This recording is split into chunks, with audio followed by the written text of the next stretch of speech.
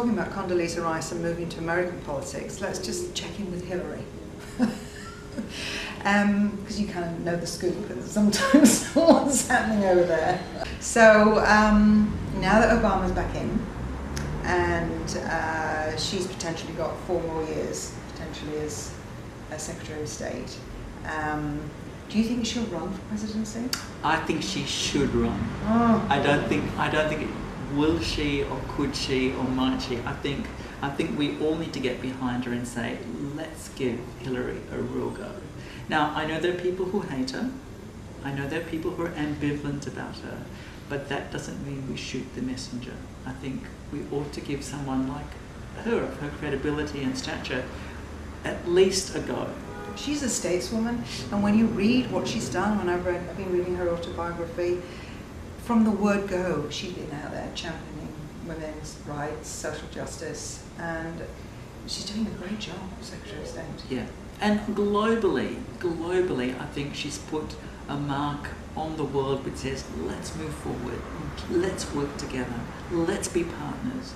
Now, the other side of the coin is that Obama has done that, but I think Hillary has a way with people. She has a way with the way that we all need to work together and come together. And I think in 4 years' time, I think she deserves a real go. Well, she's the 3rd female Secretary of State that America has had. Very unusual. It is, isn't it? And I was reading, Madeleine Albright was being interviewed, and I was reading how she, I don't know who was around at the time, but apparently Hillary said to Bill, because she was the wife of the president at the time, why wouldn't you give the job to Madeleine? That was the question. Why wouldn't you give the job to Madeleine? And then she said, your mother would be proud, which I think is phenomenal. And he did offer her the job. But it's interesting, she was capable for the job, but it's like women go off the radar. It's almost like the men look around for other men. Oh, there's a woman. Right. And that's what Hillary did. She said, why wouldn't you give it to her? And Yes. oh, why wouldn't I? Yes, I hadn't thought. You Yeah. hadn't thought, that's what he said. Yeah. He hadn't thought of giving her the job. Yeah. And my question, in our discussion would be, why aren't there more women leaders at the top? Why aren't more countries having more leaders at the top? Sure, the numbers are slowly increasing, but why is it? And I think we have to re-examine our own internal mind talk and prejudices, because we block them as saying, no, they're not leaders, they're supposed to be supporters. Well, we do. Julia Gillard, coming back to Australia, doesn't get supported, and a woman I was speaking to talked about how she would have expected her to have done more by now. It's like the pressure Obama was under to create massive change. When he came in, it's this wave of change. And then you get in, you find out how sluggish the system is, how resistant to change it is. It's the same here in Australia. And don't forget all the factions that they've got to keep happy. I mean, we're talking about, a number of different factions that they've got to keep happy. If you or I or anyone else out there were in that job, it would not be easy. And all we see is one person, when in fact, we're talking hundreds of people behind the scenes, calling the shots, pulling the strings, trying to get their agendas heard, and it's really challenging. So women are not supporting Julia Gillard as like, she's a woman prime minister, I'm going to support her. We're not doing that. We're not rallying behind her. We're being critical and judgmental of her.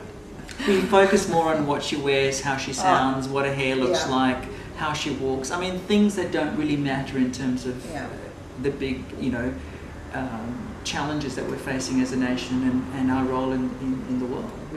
I mean, how does your hairstyle affect how you would rule the country? I mean, well, actually, I do work hard at making it right.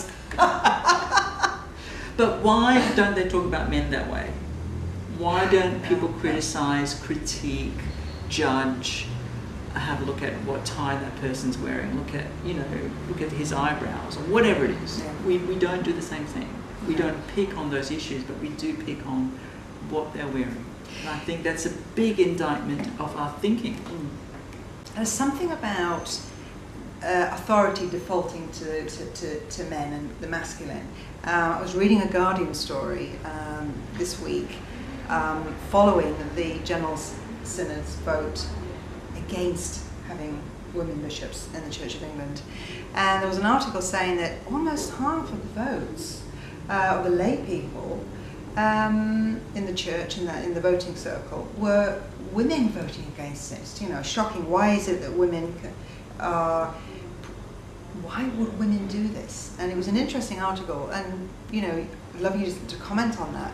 And this rocking the boat. You know, there's the authority. Now we don't want. I think one of the comments was a fear of having pushy women coming in. And it's interesting how we think men are a confident authoritarian, and if women step up to that, we label them as pushy. Not helpful, is it? Not helpful. And I think one of the reasons why women vote against women in this particular instance is fear. There's a deep underlying fear of where is this going to lead to? What doors will it open? What horizons, uncharted horizons, are we going to come across? And I think that is one of the fundamental things or reasons why women are not really using their power. Now, had we opened this door and said, let's vote and let's see what happens, it would have taken us, you know, big steps, huge steps in our evolution, in our cultural evolution as human beings. And I think the other reason why women vote against women is they don't respect each other. The word respect really means to accept. And I think when you say I respect you means I accept what it is you're saying. However, when we don't respect, we reject. Why is it culturally that we do that? I mean, we talk about wanting more women leaders, but when push comes to shove, as a group, we're not really being that supportive, then, are we? In Australia, and I think the other cultures will be the same. Absolutely, absolutely. And I think you actually talked about one time about women in the Middle East, for example, and one of the most suppressive cultures for women, but yet the door is just open slightly ajar, where I think women are slowly realising the power that they have. Now, there's one thing for the power behind the throne syndrome, where women can sit behind the throne, but now we need far more of the values and the attributes that women bring both to the executive floor, the boardroom floor, and the cultural element in organisations. And also what Julia is trying to do is take us forward in terms of our thinking. It's not about being a masculine-oriented kind of world, but it's like, let's come together. Let's make it an even better world with two different kinds of mindsets. But let's explore the possibilities.